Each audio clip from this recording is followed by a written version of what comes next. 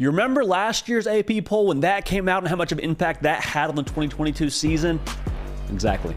Me neither. Welcome into the Hard Count. We talk college football and college football only here on this very platform. There is a lot of y'all that are new to the show. Welcome. You found your spot for all things college football. You got a lot on your plate right now. It is Tuesday, August 8th, 2023. You're probably getting back to school. Maybe the job's ramping back up. Maybe you got something going on at home. Maybe you got something going on personally. Relax. Big deep breath, big exhale, because we're just about college football and we're 18 days away from the beautiful thing that is the college football season. We have a ton to jump into, as we always do on this wonderful show that is the Hard Count on the wonderful platform that is the On3 YouTube channel. We're going to talk about some camp intel. There was a fight that broke out at LSU Tiger Fall Camp the other day. And it wasn't like a good fight. It wasn't one of those things where you mix it up and you feel good afterward. It's like, man, that's the juices we needed flowing. A little bit more to that story. We'll break that down. Also, fall camp intel from USC, from Georgia, from Florida State. Stay tuned. Got a lot to unpack there. Also, we did a segment on a previous live show. What are the sneaky games in this 2023 college football season?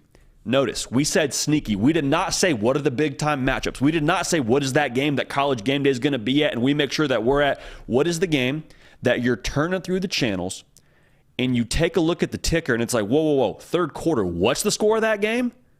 What's going on with Duke against Florida State? What's going on in those games? We'll break that down, and I want to make sure that we're all ahead of the curve there. We're going to talk about some of the games in the latter half of the season, so that should be a lot of fun. Also, if you're not yet following me on the social channels, at JD Piquel on Twitter and on Instagram, I would encourage you to do so because we like to involve y'all in the show as much as possible. We think of ourselves here as like a college football community. And so we got some great answers from y'all on my question. What are your most surprising college football headlines? What is going to happen between week 0 and the end of rivalry weekend that brings us a headline when we're like, whoa, did not see that one coming. Got a lot of great answers from y'all, both on my Twitter page and on Instagram. We're going to break down some of those. And then Josh Newberg, one of the National Recruiting Analysts for us here at On3, host of the Inside Scoop, which is also on this very platform, breaks down the latest on 5-star EDGE Colin Simmons. It's down to Texas, LSU, Miami. 3 hats on the table. Where do they stand right now? Josh is going to break that down for us. Should be a real good time. Appreciate everybody tuned in live. Like I said, if you're new here, you have found your spot for college football and only college football, okay? You love this sport. We love this sport. We're not going to talk about all the extra stuff. We're not into appetizers and sides. We're just talking about the entree, all right? Again, appreciate you being tuned in live. Like the video if you're here right now. And let's just jump right into it, man. We can't waste too much more time because fall camp is on and popping. Let's whip around the country here a little bit. And there is no better place to start than Tuscaloosa, Alabama. A lot of opinions right now on Nick Saban, the new coordinators, who's playing quarterback. They run that ship a lot like Fort Knox. Not a lot gets out of there. But for the good people at Bama Online, get a membership there because they're going to keep you as much in the know as possible. Talked to some people close to that operation yesterday. And there is a feeling in-house thus far through fall camp that the approach on the offensive line is one of the more physical units they've had in a minute. Caden Proctor, if you remember that name, he's a 5-star offensive tackle that Alabama flipped before signing day from Iowa to Bama. They said he's making some noise. Now, how does he factor into the rotation this coming season?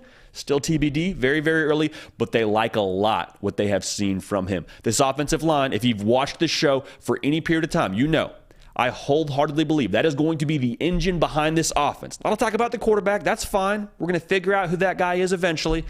But this is going to be what steers the ship for the Crimson Tide. I think Tyler Booker put it perfectly when he said, we want to make people quit. Like, that is the mantra. That is the thought process for Alabama offensively this coming season. Now, with great power on the offensive line comes great responsibility in the pass game. Shout out to Uncle Ben. That's basically what he was telling Peter Parker, because they feel like they have a chance now with how much they're going to run the football and how much they force those safeties to commit to the run game. They're going to have a chance now for more deep shots than they've had in a minute there in Tuscaloosa. So, with that being said, where's the wide receiver room at? There's good news and there's bad news. The way that we do it around here, we try to start with the bad news first. And the bad news is there has been far too many drops to this point within that wide receiver room. Okay, so you got to get consistent there. The good news is, and there's a couple pieces to this good news, the good news in relation to that bad news is you can work on that. You can get on the jugs machine. You can get with these quarterbacks, and that's something that's fixable. The real good news, though, is you have a ton of speed in that wide receiver room. Malik Benson is a JUCO wide receiver that transferred to Alabama. Pretty much everybody wanted him. He is thought to be the wide receiver one coming into this season. He's got great speed. He's got great size. You saw him put on a clinic in the A-Day. Like, he's going to be a guy they depend on this coming year, and they have been very impressed with him to this point. Now, defensively, it's tough to take a ton away at this point because the pads haven't really started popping yet. We don't have a ton of like scrimmage intel for you right now, but Tresman Marshall transferred from Georgia to Alabama. They said he looks the part. When we talked to Dallas Turner at Media Days, he was talking about Tresman Marshall kind of being that experienced presence at the linebacker position. They also are feeling pretty good about Deontay Lawson. They think he looks good out there so far. And so the reason why I talk about the linebacker group, anytime you talk about Alabama historically, like those teams that went and played for national titles and won the SEC, you think about those linebacker units. I mean, they were just bullies. Like that was the heart and soul of the defense. Now, you have to have the defensive line to go with it, and I think Alabama will. But having this linebacking group have good returns at this point, I think is encouraging for Alabama as a whole. I think when you talk about the buzz around fall camp, that's usually what I like to get the best pulse for when I talk to these people close to their operations, close to their respective programs. The buzz at Alabama, from what I've heard, is very much so all business. And there's some degree that says, well, okay, that probably is true because Nick Saban is, process-oriented. We're keeping everything internal and not worried about the external. So I'm sure that they hear a lot of the external noise about what Bama's not going to be, and they're falling off, and Saban this and Saban that. But I think if you're not going to let yourself be affected by the rat poison, the good stuff, you got to take that same approach to the negative stuff. So for Saban and Alabama right now, they're a team that I think is very much so we're going to learn about come Texas. A lot of talk about that quarterback position. I wholeheartedly believe you should let this thing go until week 2, until that game against Texas. Because first week of the year, you got Middle Tennessee. Play whoever you want. Play all 3 of these guys. Heck, play some freshmen, because you know what that does? The more data you can get on these guys, it probably helps you evaluate them. Also, it keeps Texas from being able to focus their game plan on one quarterback. Bama right now, they can game plan for Quinn Ewers. They know without a shadow of a doubt he's going to be QB1 for Texas. Texas can't say the same about Bama. So something to keep an eye on. That's kind of the vibe right now at Tuscaloosa. We will obviously keep you in the know as we go forward. Let's go out to the West Coast now. USC, last year in the Pac-12, headed the Big Ten next year. The thing with them that I think is probably most encouraging for USC fans is whenever you talk to people that have seen practice thus far, there is a very real sense that this eye test at USC, just the sheer size and strength that you're seeing on the field right now from USC, is very, very different than what they've had in the past. Like, this is now the first full year they've had under their director of sports nutrition, Rachel Suba. She's done a great job there so far. And everyone says this during fall camp. Everyone says, wow, they won the winter. Wow, they've looked so much bigger than last year. And some of this you kind of take with a grain of salt. But I'll tell you this, I have friends that played for USC in previous years. I have friends that were actually within that locker room and were with the previous nutrition plan. And they told me straight up, they're like, listen, man, we have friends that have transferred to other schools, transferred to schools in the SEC, transferred to schools in the ACC. What we get fed at USC, it's not bad, but it is nowhere near on par with some of those other schools. So to hear that the nutrition program now has taken some strides and the weight program is matching that and they're seeing those real gains and looking different in the trenches, I think USC fans are very encouraged to hear that because they know defensively that is going to be the bread and butter. You got to stop the run this coming season. Did a lot through the transfer portal. Bear Alexander, Anthony Lucas, Jack Sullivan, a transfer from Purdue. They feel like this defensive line is just different. I mean, it's just head and shoulders better than it was a season ago. We'll see what happens when we start playing games, but they're very excited about where they stand with those guys from what they got in the transfer portal. Now, speaking of the transfer portal, they also love Marshawn Lloyd. Marshawn Lloyd transferred from USC, the other USC, University of South Carolina, to Southern Cal. And he was a dude that was banged up a little bit last year, but I'm telling you, he was the dude that contributed a lot for South Carolina when he was healthy. He's a really strong back, gets downhill, and there's a feeling that he can be for USC this coming season what Travis Dye was for them a season ago. So expect him to step in there with Austin Jones, and I think they'll be a pretty lethal 1-2 punch at the running back position. Now, fall camp, you also wonder, how are the young guys adjusting? Are the young guys making some noise? Are those true freshmen going to get any burn at all? Well, we've talked about him a fair amount on this show if you've been tuned in. Zach Branch, true freshman wide receiver from Bishop Gorman. Every single person you talk to around USC says the exact same thing. Dude is built for this. Dude has picked up on the speed of the game extremely quickly. He's got tons of energy. He's got tons of ability. Like, he will contribute for USC in a very real way this coming season. Now, is he a guy that has 100 catches and over 1,000 yards? Like, we'll see. But I promise you, he will make a lot of plays for them this coming season, whether he's on special teams, whether it's picking up a critical first down. He's going to be a guy that I think sees a lot of action in the slot, so watch out for him and his just big playability. He was a top 5 player for us here in the 2023 cycle, so that should say something. Braylon Shelby and Sam Green, 2 players in the defensive line that they think are going to play for them this coming season. I mean, you add them to the mix with the other transfer portal adds they have on the defensive line. They have made a very conscious effort now to be better in the trenches, and this was, I think, the most interesting thing that I heard from USC practice. There is a very real score being kept across fall camp. I mean, fall camps across the country. You finish a practice and you kind of have a feel like, hey, defense won that one. Or, hey, offense had their way today. The feeling at USC is that the defense won the last 2 practices. Let that sink in. The offense with Caleb Williams and with all the freak show wide receivers they have and the running backs I just told you about, the feeling is the defense won the last 2. So from a USC fan, that's really encouraging. The buzz around USC last year was optimism. Hey, we got a new quarterback. Hey, Lincoln Riley's here. We're going to score some points. We're going to have our way in the Pac-12. A lot of optimism. This year, it's a lot more quiet, and quiet in my mind equals confidence. Like, they don't have to talk about what they're going to do. You already saw what they're going to do. Caleb Williams got a Heisman Trophy sitting up by his bed right now in his Los Angeles apartment. Like, you know what they're capable of. And USC feels like they have very much so everything they want to accomplish in front of them, and they have all the pieces to get it done. So USC now, they're going to be a team to be reckoned with. Obviously, all good returns so far right now out of fall camp. Now let's go to the ACC, and they're in the ACC for now. And we talked to some people over at War Chant. Get your membership at War Chant. They do a phenomenal job to keep you in the know for all things Florida State.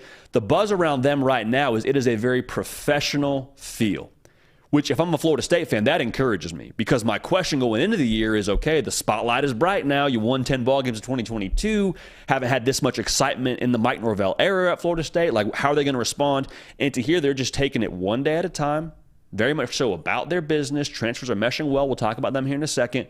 That tells me this team's psyche to this point in fall camp is in the right place to accomplish what they want to accomplish in 2023. A guy that's name has stuck out in a very big way so far, Keon Coleman. I talked to somebody close to Florida State, and they said, listen, I knew Keon Coleman was good. We knew Keon Coleman was going to be a player for us here at Florida State. But from what he's done so far during fall camp, they said he is just a different level right now.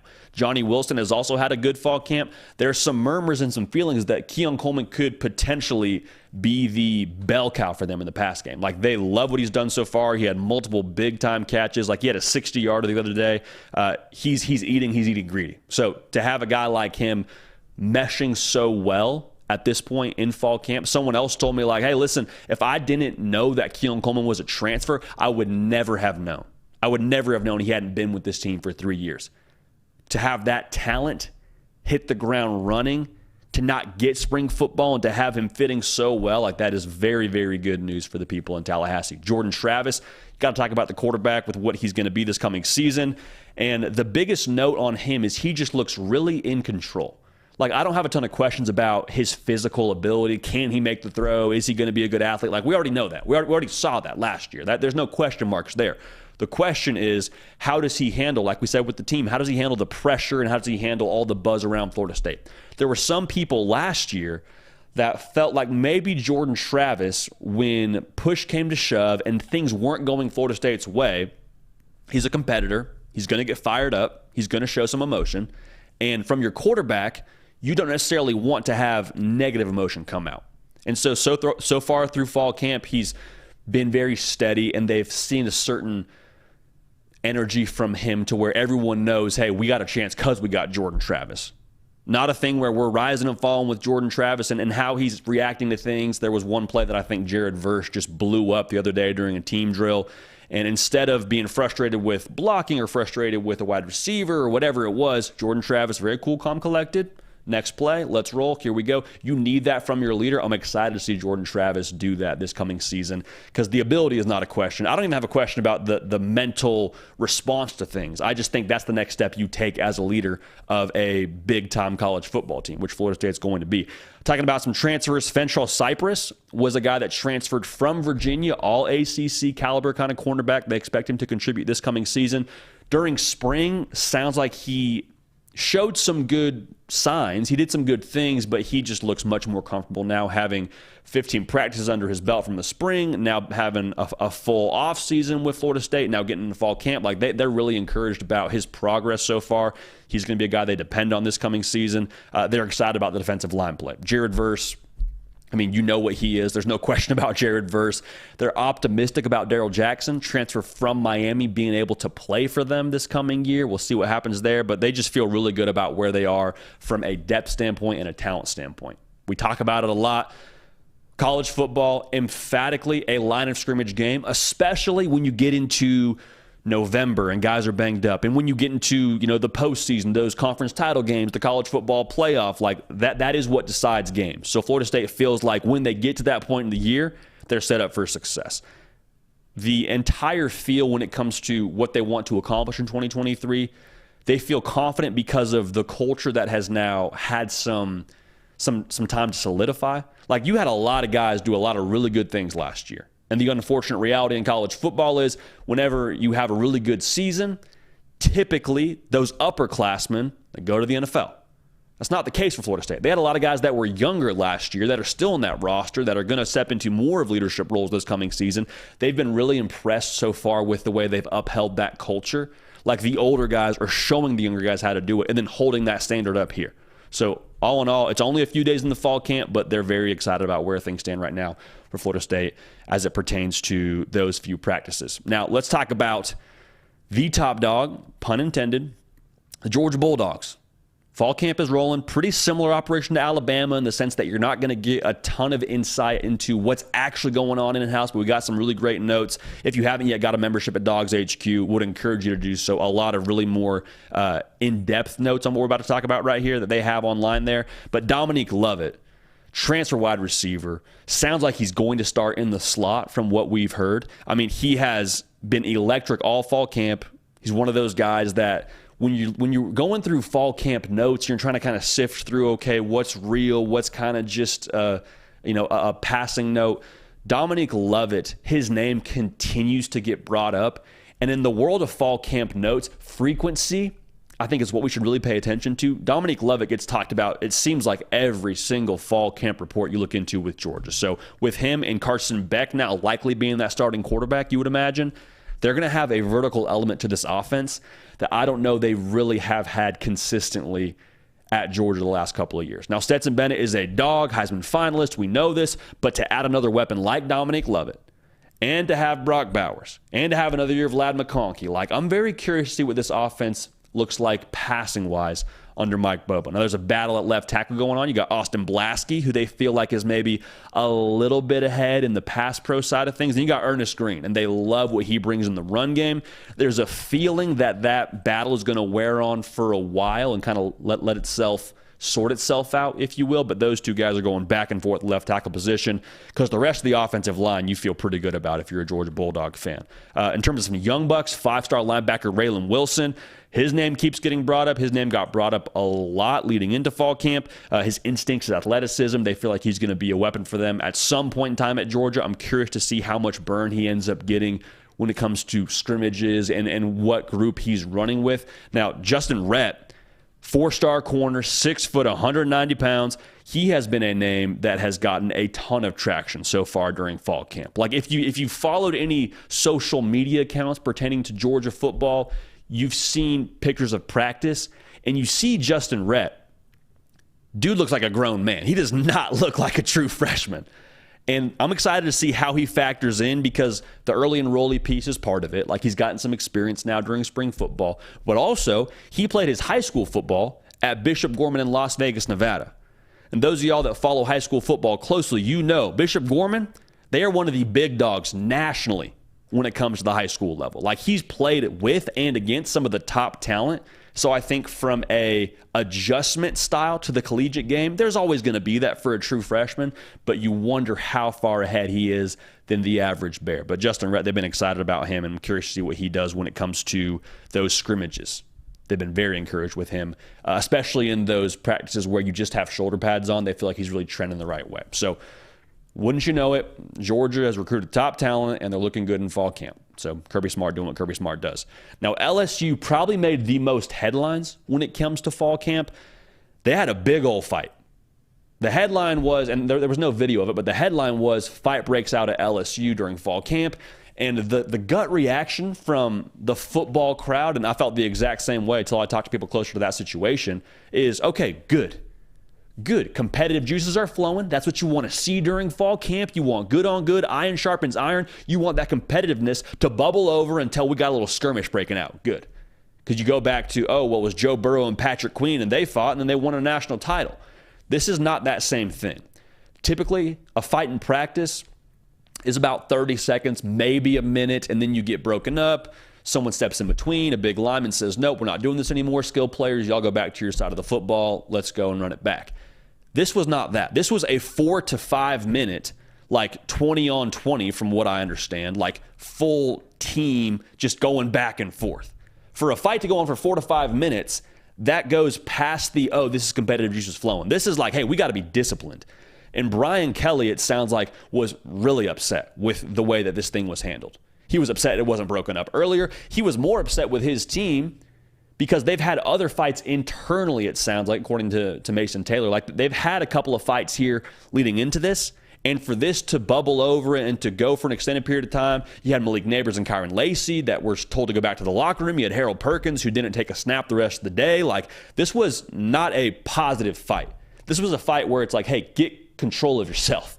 Have some discipline. If we're fighting each other right now in fall camp, what's going to happen that first week of the season? You play Florida State, someone says something to you, you pop off, you lose a 15-yard penalty. Like, what happens then? It's about discipline. It's about culture. It's about standards. And a lot of people are going to, again, see this headline and say, oh, man, forget about that. It's just football. I'm a football guy. People are just being soft in the media. Like, you don't think Brian Kelly's a football guy? You don't think Brian Kelly's seen his fair amount of healthy fights, healthy competition within his team? Promise you he has. Brian Kelly coached a lot of football. And for him to be upset about this, I think that says everything we need to know about the feeling right now as it pertains to that fight at LSU. And so for Brian Kelly and company, I think this really can be a fork in the road. He told him, he's like, if we want to act like this, if we want to be undisciplined, y'all will win a game and lose a game for every one you win. You'll be a 500 team if that's how you want to act. But going back to that fork in the road, this can be that moment where you look in the mirror and say, what are we doing? We are way too talented to let practice go off the rails like this. So now you look to your leaders. I'm curious to see what the rest of the intel is out of LSU. Go and get a membership to Bengal Tiger on 3 to stay with everything LSU. Shea Dixon and company are doing an absolutely phenomenal job over there. But yeah, I'm curious to see what practice is like the rest of the way, because before that, it sounded like things were running really smoothly. It sounded like they were just feeling a lot more of they feel a lot more like they know what to expect from fall camp now, having had 1 year under the belt with Brian Kelly. Zy Alexander, transfer corner. Remember, they took a bunch of transfer cornerbacks. They feel like he might be the best one. They said he looks really good so far, and he's transferring from the FCS level up to the SEC, and he's hit the ground running.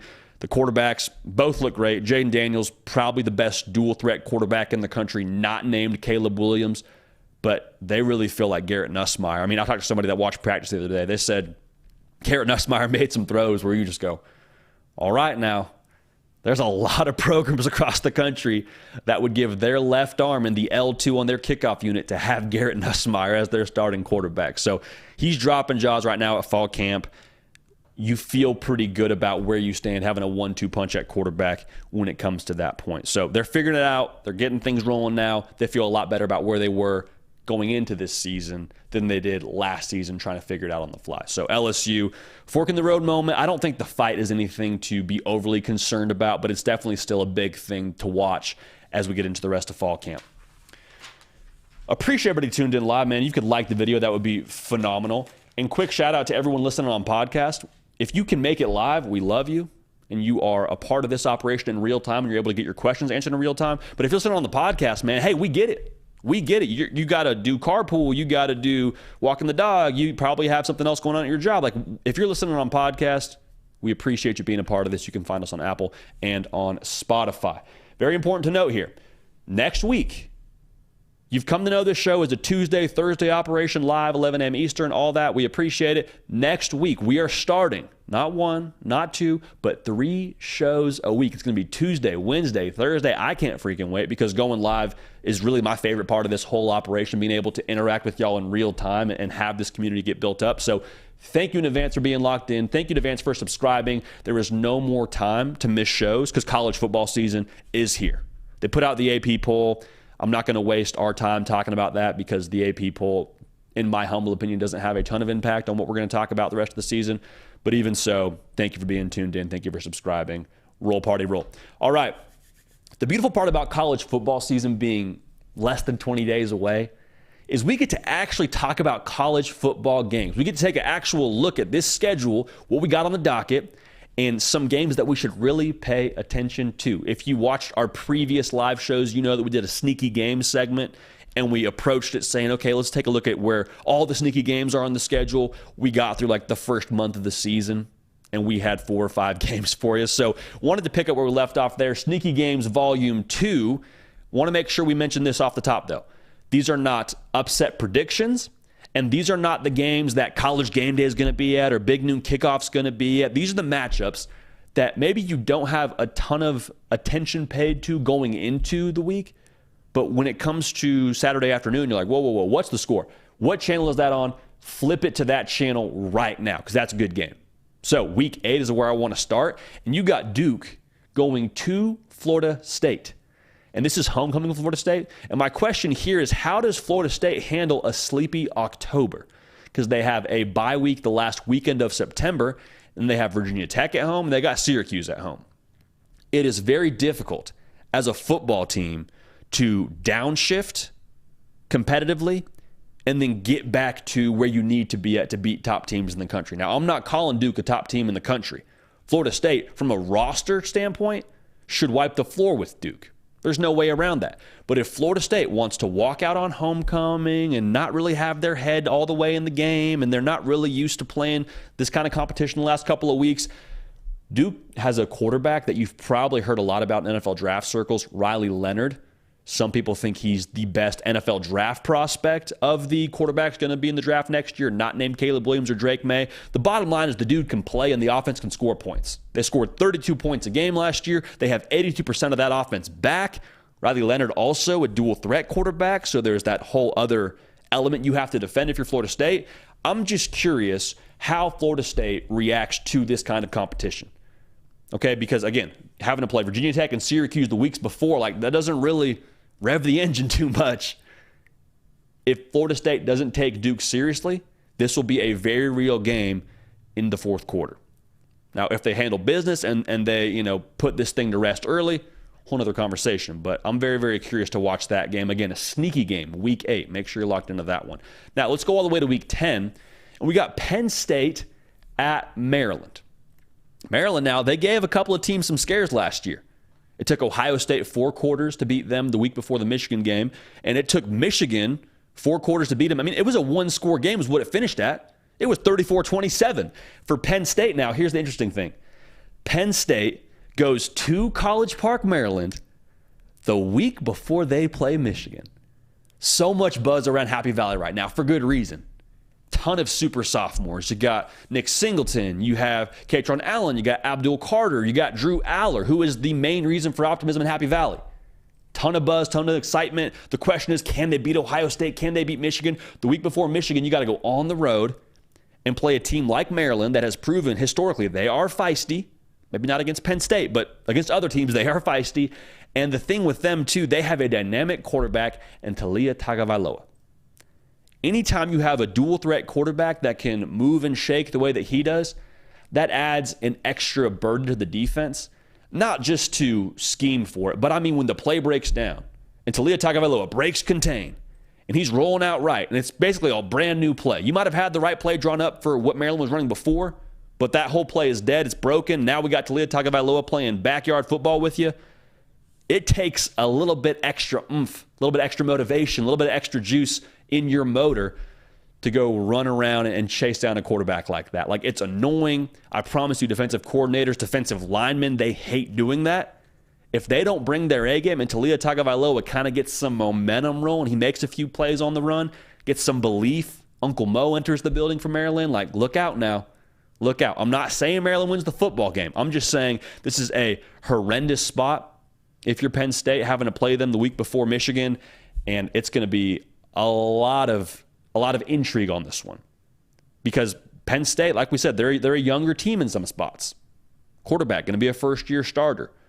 Young guys in the backfield for you. A lot of guys that maybe have played before, but maybe aren't as used to, situations like this and really key spots like we just mentioned.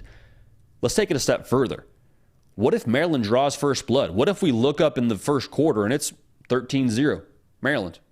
How do they respond to that? I think we find out a lot about Penn State in this game. Now let's go to the next week. We got week 11. We got Alabama going to Kroger Field, seeing the KSR boys. They go and play at Kentucky, and Alabama is coming off the game against LSU.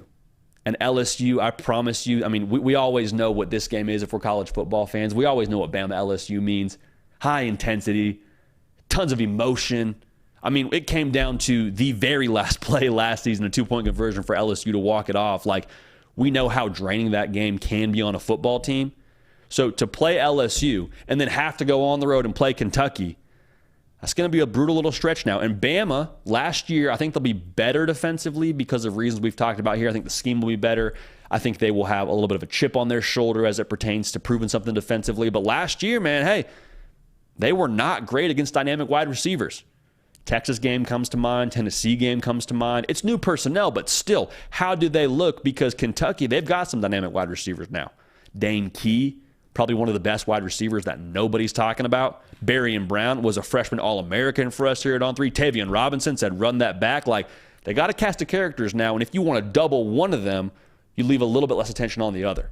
And they've got a guy that can spin it. I've talked about it a lot on this show. I don't understand why nobody's talking about Devin Leary, but the dude can absolutely play ball. Before he got hurt last season, going into last season, a lot of people were talking about him as a top 5 quarterback. So there's a recipe there. There is a path there for Kentucky to make this one very, very interesting. If Bama does not play up to their standard, and if they're a little bit lackluster from the week before, it could be very, very intriguing. Also, make sure that we mention this. Kentucky played Georgia in Lexington last year. Final score was 16-6. If nothing else, Mark Stoops will have this team ready to roll. So that's definitely a sneaky game, and one, again, that you could look at and say, wow, Bama's only up by 3 in the third quarter. What's going on there? So very, very sneaky game right there. High sneak value, if you will, when it comes to Bama at Kentucky. Now, week 12 is the last one I want to talk about here. We got Oklahoma headed to new Big 12 conference member, BYU. And I don't want to argue about the roster. I'm not telling you Oklahoma is somehow outmatched by BYU. But the fact you got to go on the road the week before you play TCU in your regular season finale, if you're Oklahoma, who knows what's at stake in this game? Who knows how much they're walking the tightrope here to get to the Big 12 title, or who knows what the college football playoff implications are? Who knows? But BYU, you don't want to play them at home, man. The last 2 years, they are 9-3 in Lavelle Edwards Stadium. Okay, for whatever reason, Kalani Sitake's got that group ready to roll when you play them in Provo. And in games like this where the roster does have you outmatched if you're BYU, it just takes one matchup. And Cody Epps is a wide receiver for BYU, but he did jump in the transfer portal for a certain period of time. There were a lot of schools now blowing up his cell phone, banging down his door saying, Cody, come play for us. A lot of big-time Power 5 schools, a lot of SEC schools that wanted Cody Epps to play for them last year. They also got Keaton Slovis playing quarterback for BYU. Remember Keaton Slovis, he's well-traveled. He was at USC, then he was at Pitt. If Oklahoma doesn't figure it out in the secondary, this is going to be a really interesting game because Oklahoma allowed 274 yards passing last year per game.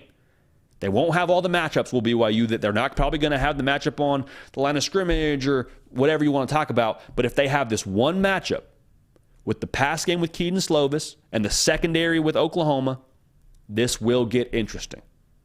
This will get interesting. So we'll see what happens there. But again, those are the sneaky games for us at Week 8. We got Duke at Florida State. Week 10, we got Penn State at Maryland. Huge look-ahead spot for the Nittany Lions. Week 11, you got Bama at Kentucky. Bama going on the road after having just played LSU.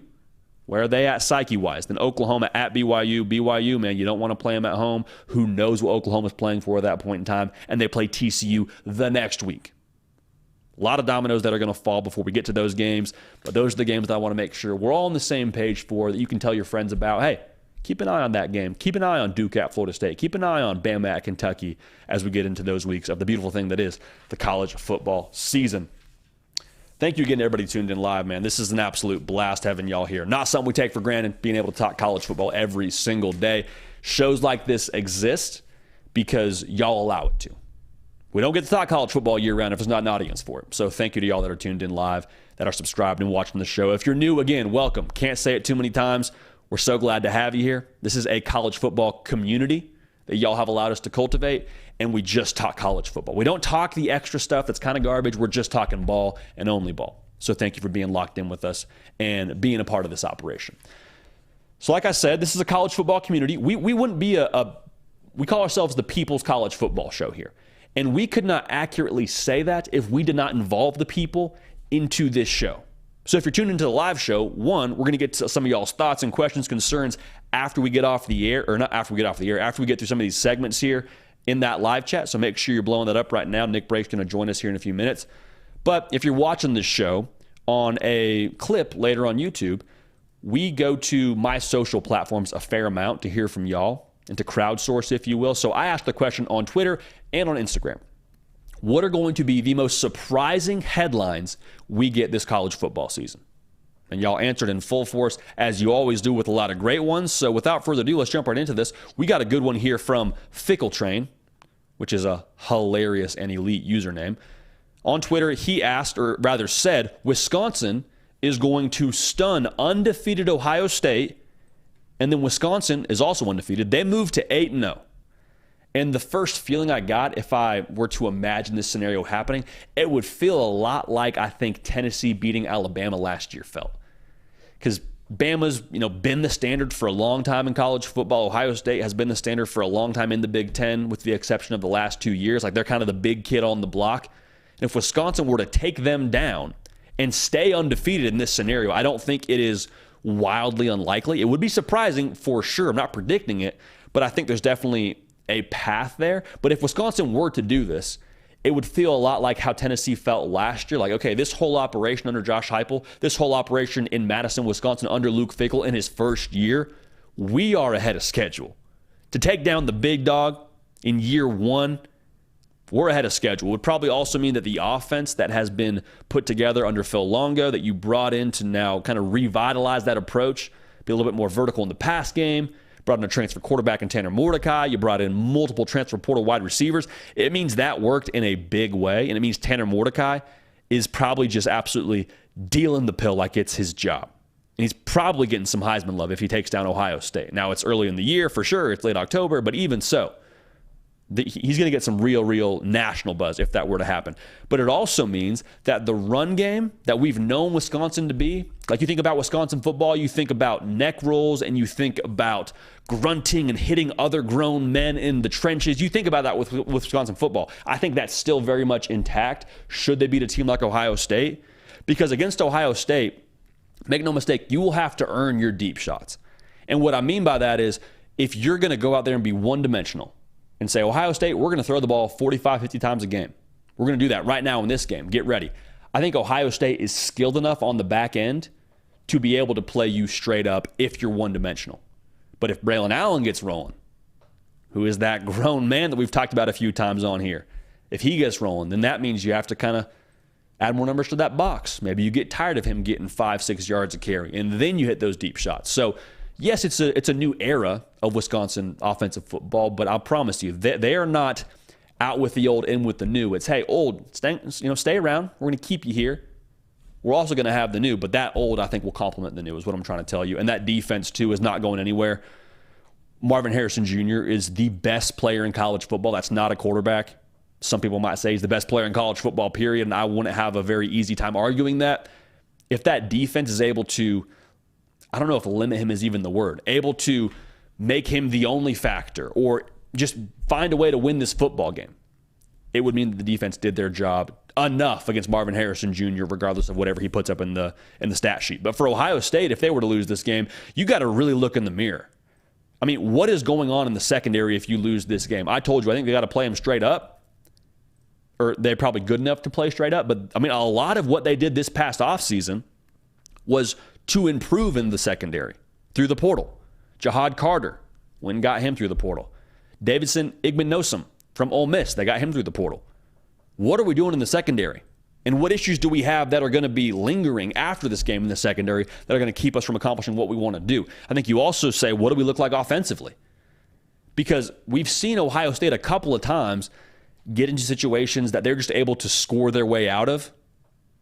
I don't know who's playing quarterback for them at this point in time, but I think you really have to look in the mirror if you're Ohio State and you can't find a way to outscore a first-year offense, a first-year system in Madison, Wisconsin to get over that one. And I think the biggest frustration for an Ohio State fan, and if you do lose this game, this would be a spot where you let down because you just played Penn State. Ohio State plays Penn State the week before, then they play Wisconsin. And if you were to have a letdown from game to game, what do you look at?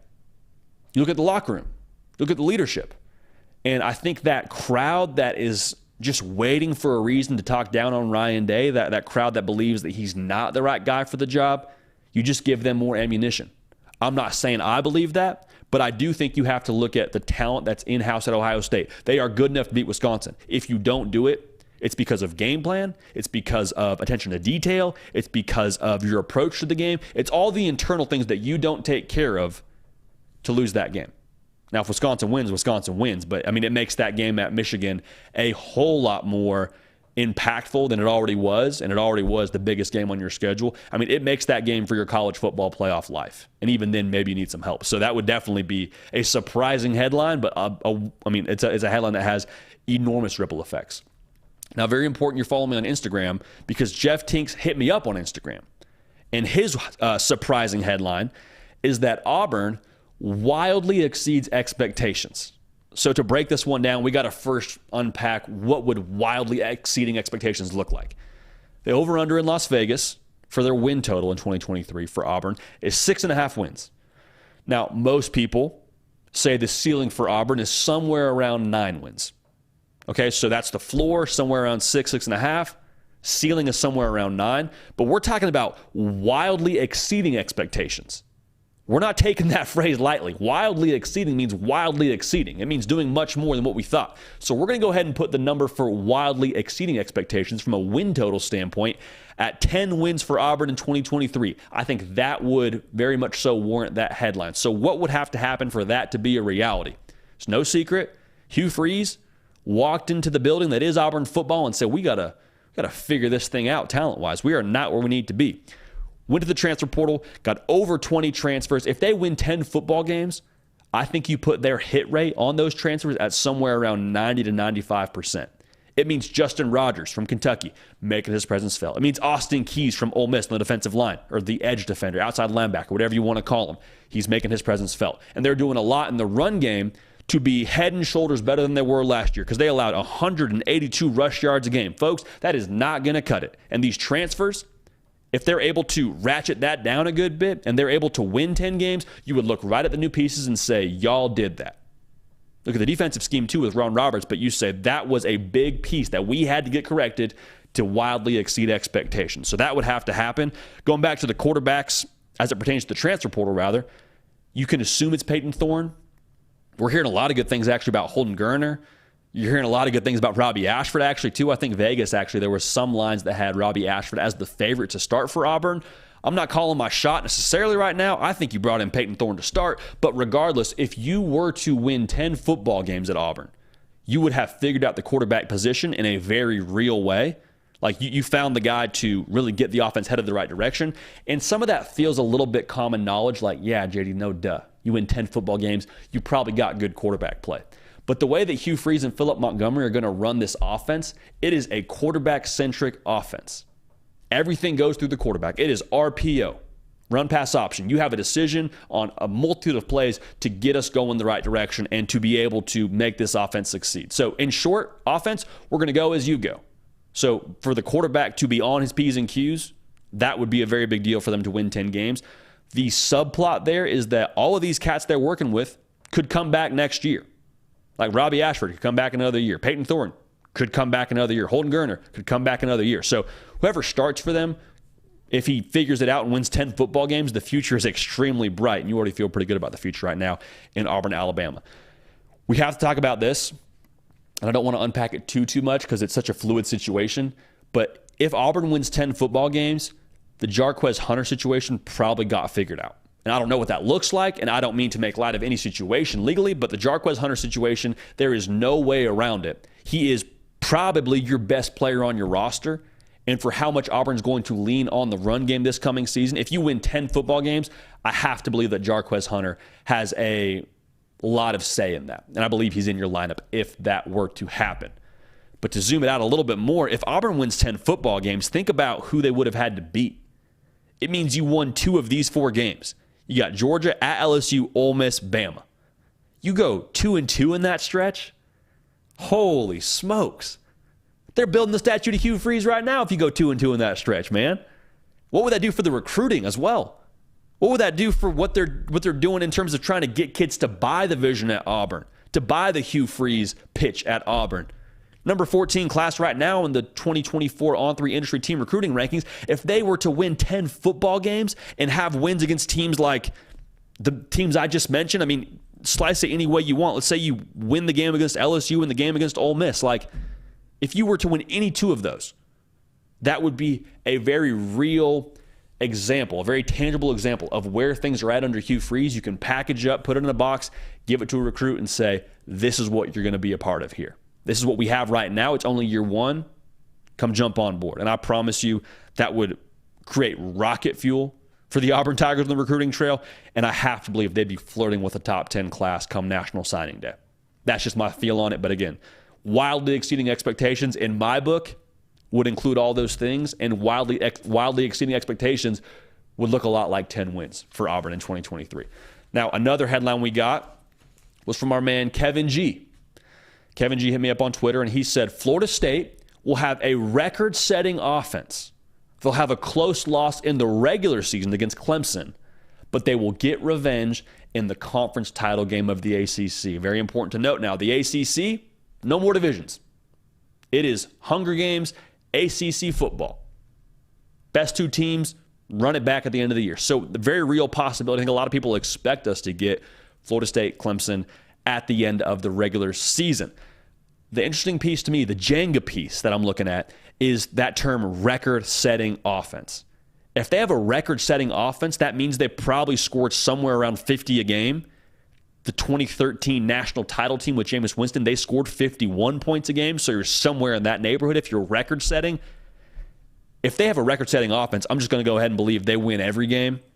Like Joe Burrow and company scored 48 a game. You hear what I'm saying? If you score 50 a game, it is going to be very difficult for me to believe that Florida State loses a football game. So let's play this out, though, because that situation you laid out.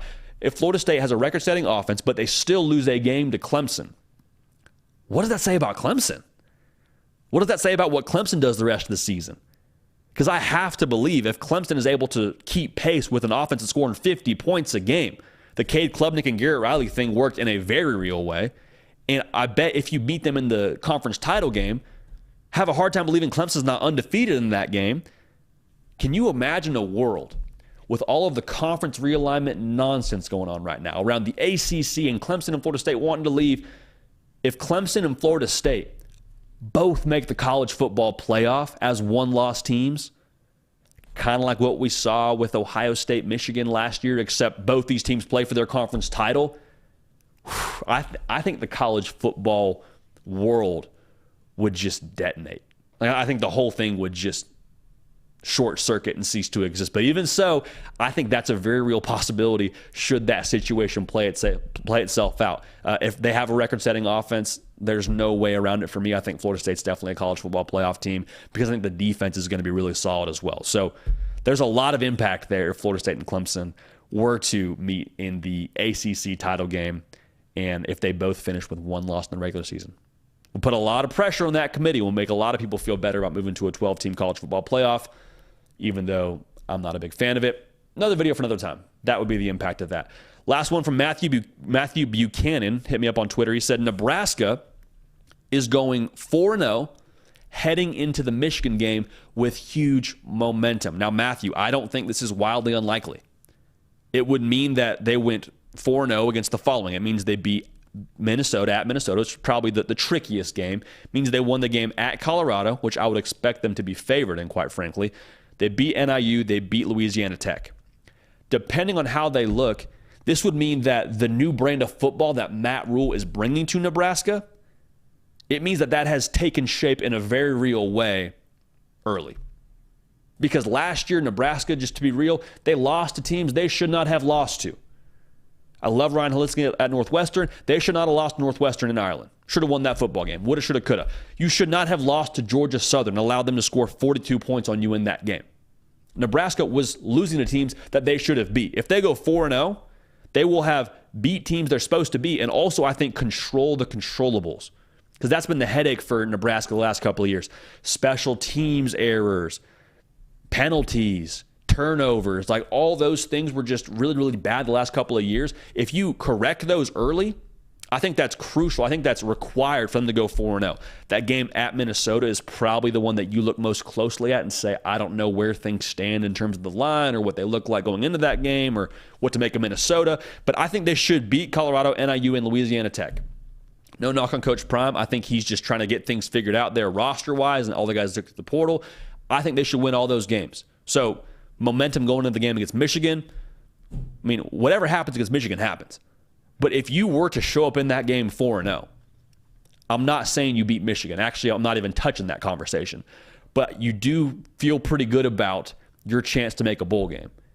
Because you're 4-0 with 8 tries left the rest of the year to get 2 wins. And what have we said about Nebraska throughout the course of the last couple of years? If they could just get to a bowl game, it would feel like they're headed the right direction. Over-under win total is 6 in Vegas. There's a feeling right now that if they were to get 2 wins, if they were to get 6 wins, that would be a very good situation as to where things are right now under Matt Rule at Nebraska. Again, it would be a statement that things are headed the right way very, very early under his tutelage. All right, now, we're going to keep on rolling here, and let's welcome in Josh Newberg of the Inside Scoop. He sat down with us to break down where things are at with Colin Simmons, because Colin Simmons is committing on the On3 YouTube channel this coming Thursday. Lock it in, set your clocks, make sure you're subscribed so you don't miss it. He's committing this Thursday. It's down to Miami, it's down to Texas, it's down to LSU. Who stands where right now for Colin Simmons? Josh was kind enough to sit down and break it down with us. So without further ado, here is that conversation. 5-star plus edge Colin Simmons out of Duncanville, Texas, is giving his college decision this coming Thursday, 3 Eastern, 2 Central. It's down to Miami, Texas, LSU. So to break it all down, what the latest is as it pertains to this 5-star plus edge, bring on National Recruiting Analyst for us here at On3, host of the Inside Scoop right here on this very channel, Josh Newberg. Josh, how we doing, man? Great to be on the hard count. Good morning, JD. A lot of commitments these days, man. Commitments are flying left to right. A bunch of them on this very channel. But Miami, Texas, LSU for Colin Simmons. Just give us the broad overview. Where do things stand right now for these three as it pertains to Colin Simmons? Man, it is Colin Simmons week. We've been waiting for this for a long time. Colin Simmons, at different parts of his recruitment, said he was going to take it the distance. Then he insinuated that he wanted to make a decision maybe before the season starts. And now we have a decision day, August 10, with 3 finalists. You said it, LSU, Texas, and Miami. He took unofficial visits to both Texas and LSU a million times in his career, in his 3-year career at Duncanville High School. And then Miami got into the picture this offseason. And, he did take an official visit there. But at this point, I do just see Miami as more of a hat on the table. And there's been so much discussion about Colin Simmons' recruitment and the teams that are in it. And yes, Miami is in it. But at other points, Florida Gators were in it heavily. The Oregon Ducks were in it. Texas A&M has gotten him on campus. But for the last 2 years, I think this is the battle that we've all been waiting for when it comes to Colin Simmons. It's down to 2 teams. It's LSU versus Texas for the #1 edge in America, Colin Simmons out of Duncanville High School. And we're going to find out here in about 2 days where he's going to school. And Josh, you asked him at the On3 NL Elite Series event, who's your leader? And then he was pretty straight up. He's like, listen, it's LSU, it's Texas for me right now. And of course, that was back in the late spring, early summer. But when it comes to where he's at right now, the RPM at the beginning of this week is reading Texas. So are you feeling that that's accurate? Is it really just 50-50? I mean, where do you think stand with Texas right now? I think the RPM's lagging a little bit. What I mean by that is Colin Simmons took his final official visit of the summer to Texas. Coming out of that visit on June 23rd, there was a lot of picks in the Longhorns' favor. Jerry Hamilton was one of them. Our guys on the Inside Texas site had a lot of confidence coming out of that visit, and for good reason. I mean, the way it looked, the things Colin was saying, what the insiders were saying, Texas had all the momentum coming out of that visit. Then there's then the dead period hits, and then there's that final weekend at the end of July when prospects have the ability to go take maybe 1 or 2 final visits. And there was an expectation, and I did think that he was going to end up at Texas A&M because I saw Texas A&M was always kind of the outside looking in, and I just figured A&M would enter this battle at some point, and I thought that they would be able to get him on campus at the end of July. Didn't happen. He ends up spending a multi-day trip at LSU. Coming out of Bayou Splash, that's what their big event was called, I love the name of it. Coming out of Bayou Splash, he sets his decision date. Now, why would that happen? Everything just builds up. I'm just doing recruiting math here, connecting the dots, whatever you want to call it. But coming off of that LSU multi-day visit to set a decision date that catches Texas off guard, but all of our LSU insiders knew it was coming, signs now point to LSU for me, at least as we sit here about 48 hours out. I don't agree with the RPM that says Texas is in the lead. I think actually LSU could be considered the favorite heading into this. And the RPM machine, or recruiting prediction machine, obviously fluid situation. It started the week on Monday saying Texas, but expect that to probably change as we get closer and closer to the decision, or at the very least have some movement. But Josh, I think what you said was very interesting, kind of the Brian Windhorst, if you will. Sets a commitment day after the LSU visit. Now, why is that? And so for LSU, should they land 5-star edge Colin Simmons, what would this mean for Brian Kelly and just the juice that he's created on the recruiting trail for LSU? Man, Brian Kelly is doing an amazing job within the state of Louisiana, landing so far commitments from 8 out of the top 10 prospects in that state, but then taking it to another level by going into Texas and landing the #1 player in that state, the #1 edge, the #5 overall ranked player, getting him away from Steve Sarkisian and all the work that they've put in at Duncanville High School for the last 2 to 3 years with Colin Simmons would be, to say it's a statement is an understatement, but to do this to the team, you got to remember Texas is entering the SEC soon. So this is a message to not only Texas, but the rest of college football. Like, hey, you can come into this league, but the SEC teams are here. We know how to recruit. We've been doing this for years. You want to come battle us, we're going to show you what it means. And to go into the state of Texas and land Colin Simmons would just be, it would be a huge statement for Brian Kelly right now at LSU. And he even told us, Josh, we asked him, do you feel pressure to stay in state? Is there kind of that pull to stay home within the Lone Star State? And he was pretty straight up with us. He's like, yeah, I do. My family's in state. Like, I have a lot of people here. So if LSU does win this recruiting battle, would obviously be an enormous boost, like you mentioned, for Brian Kelly and company. Last question for you, Josh, before we get you out of here. Who does this commitment mean the most to? Obviously, different levels of impact for Miami, LSU, Texas. Who would this commitment mean the most to should they win the Colin Simmons sweepstakes? Well, it'll mean the most to the team that lands him, but I think Texas. I think he is a must get for Texas, because you got to defend your home territory. I just said all that talk about entering the SEC. On the reverse side, Texas wants to make a statement like, hey, we can recruit with the best of the SEC. We can recruit like an SEC program before we're even an SEC program. And they are doing that on the trail right now. They are winning a ton of battles, but this Colin Simmons one is no layup. They have been praying for a pass rusher to step up and be the guy for them in Austin. But Josh, I'm excited to watch this whole thing unfold and see where Colin Simmons ends up going and which hat he picks off the table. Make sure you follow Josh on Twitter. Make sure you subscribe right here to the On3 YouTube channel, because Josh is hosting the Inside Scoop multiple times a week. Tons of recruiting intel. Going to want to make sure you're locked in for that one. Josh, thanks so much, man. We'll talk to you again soon. Yep. Thank you, JD. Again, that's Josh Newberg of the Inside Scoop. All the recruiting intel, all the recruiting latest right here on the On3 YouTube channel. Make sure you're locked in. Make sure you subscribe. Like I already mentioned, we're going to 3 shows a week. That means Tuesday got the hard count. It means Wednesday got the hard count. It means Thursday got the hard count. Sunday, we're going to have a ton of content for you. Sunday morning, we're getting after it, talking about the day that was. Also, we're in podcasts. We're in Apple. We're on Spotify. Wherever you get them, you can find this very show. So make sure you're subscribed. Also would appreciate you if you would download, rate, review, all that when it comes to the podcast feed. But thank you in advance for that, man. This has been an incredible community that y'all have allowed us to cultivate. And we call ourselves the People's College Football Show. Again, you can't do that if you don't involve the people into the show, because it is y'all's show. So with that being said, one way we do that around here is we go to the live chat during our live shows. Another reason to be tuned in live. Again, 11 a.m. Eastern, Tuesday, Wednesday, Thursday. So to break it all down right now, let's bring in the man, the myth, the legend, producer of this college football community, Legatron, Nick Brake. Nick, what's going on, baby? What's up, man? Had a weird little lighting glitch. If you didn't notice, JD, it got a little bright on you for a second. Man, it just felt like I was getting some good rays there, man. Yeah, all is well that ends well, brother. How we feeling? Some sunscreen on. I'm doing good. First question coming from Bobby Bopkins. Asks what they call a highly important question. Asks what the preseason #1 is for the best college game day meal. Ooh, preseason #1 best college game day meal. So this is a hot topic here. There's a lot of debate here. Some people are going to say pizza. Some people are going to go with dip. Nick, to me, there's one clear answer here, and it's tried and true, and it's been around for a minute here. It's buffalo wings.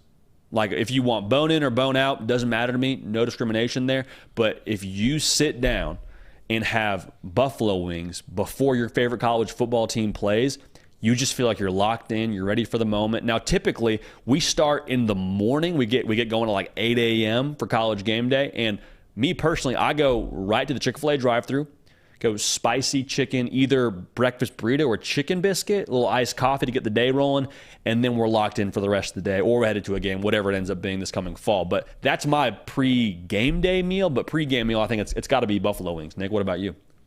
You know, I'm actually kind of I love wings, but I honestly want to say buffalo chicken dip is right now what I'd say is my #1. Okay, so a little overlap there with the buffalo chicken. I like it. Oh yeah, from the good people down in or up in upstate New York, they know how to get the game days going. JD with some buffalo food. Rocky Top Tom always seems to be asking good questions. Lots of potential in Oregon State since they don't play USC this year and have an easier schedule. Can they go undefeated, win the conference, and go to the playoffs? JD, can they? Everybody can. I would be wildly shocked if that were to happen. We had somebody actually on one of our last live shows say Oregon State wins the Pac-12. I could see that. I see a path to that because I think the Pac-12 is just going to be absolute gladiator style this coming year. I love their identity with how they're so physical in the trenches, and I think they just know who they are. They add an upgrade at quarterback, in my opinion, with DJ Uiagalelei. I think the kid can sling it. I would be very, very surprised if they were to somehow run the table and go undefeated, because they still have to play Washington. They still got to play Oregon. They still got to play Utah. I don't see a scenario where they just get through the slate undefeated unless there's some other variable we can't foresee right now when it comes to the Beavs. So I'm not calling it. It's college football. Anything could happen, but that would really surprise me, Nick, if that happened. Okay, JD. Unfortunately, we don't have a lot of time today, so we're going to go with one more question. Right? Beautiful. We good with you? That sounds phenomenal. By the way, if you didn't ask, come back on Thursday. We've got another live show. We'll get to it then. But this last question coming from Will. If Graham Mertz is in the middle of the pack as an SEC quarterback and the D-line is as advertised, What will Florida's record be going in 2023? If Graham Mertz is serviceable and that defensive line holds their water, Florida's going to be a bowl team. Like, it's brutal in the SEC. You got to have some playmakers step up, but I really there is a formula there for Florida to be able to just be good enough to make a bowl game. And I think you would take that this coming season if you're a Florida fan. Over under win total in Vegas is 5.5 on the year. Like, 6 wins is accomplishable, but it's going to take a very substance over flash kind of style for Florida. And we've talked about that on some different one-off videos, but I really believe that last year what Ole Miss did, that blueprint, is something you can follow. And I believe Ole Miss won something like 8 ball games last year. Like, Ole Miss was not a bad football team by any stretch of the imagination, but they rode Quinshon Judkins, they rode Zach Evans, they weren't dynamic in the pass game. They were like, I think almost 2-to-1 touchdown interception ratio was Jackson Dart. They were good enough on defense, and they ran the ball well. They controlled the clock. They controlled the tempo of the game. For Florida, it is all about controlling the tempo, because they're going to play some teams now that can score points quick, fast, in a hurry, Tennessee being one of them. They're probably going to score over 40 a game again, you would imagine, with Josh Heupel running the show over there. So it's going to be about controlling the game and making it Florida's style of game. If they can do that, I could see 6 wins. So we'll see what happens there, but there's definitely a formula there for Florida to be able to get there. Nick, appreciate you, man. We'll do this again Thursday. Dude, can I get to one more? Please. One more question. Please. Okay, I lied. Briley asked a really good one, so I wanted to ask this. Let's do it. Okay, through 4 weeks, if Georgia's 4-0, and I know you don't like the AP poll, but this is an intriguing question. If Georgia's 4-0 with wins against UT Martin, Ball State, SCAR, and UAB, and FSU is 4-0 with wins against LSU, Southern Miss, Boston College, and Clemson, who's the number 1? Man, that's a very good question. I just have a difficult time seeing Georgia being dropped from where they are preseason.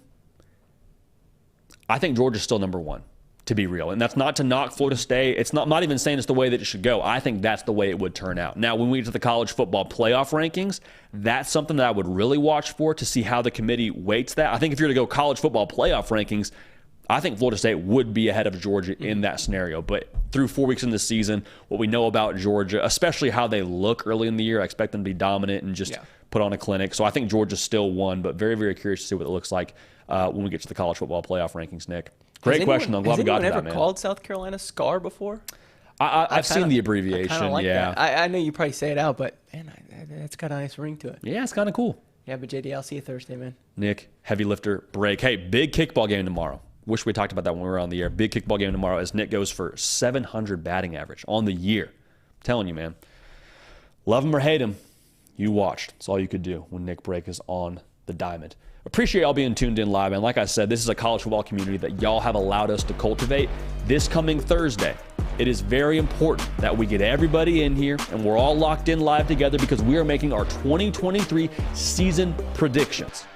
Since we ended last year, a lot of people have been asking, hey, who's going to win the national title? Who's going to win the SEC? Who's winning the ACC? Well, Thursday, we call our shot and we tell you who's winning what conference, who's winning the national title, who's making the playoff. So make sure you're subscribed. Make sure you're right back here on Thursday, 11 a.m. Eastern, on this very thing that is the On3 YouTube channel. And we're going to be Tuesday, Wednesday, Thursday, the week after. So lock it in. No more time to miss shows. The time is now. College football is back in a very, very real way. And we're grateful for y'all to be here and to celebrate it along with us. We love y'all. We appreciate y'all. We're going to keep this party rolling. We will see y'all next time.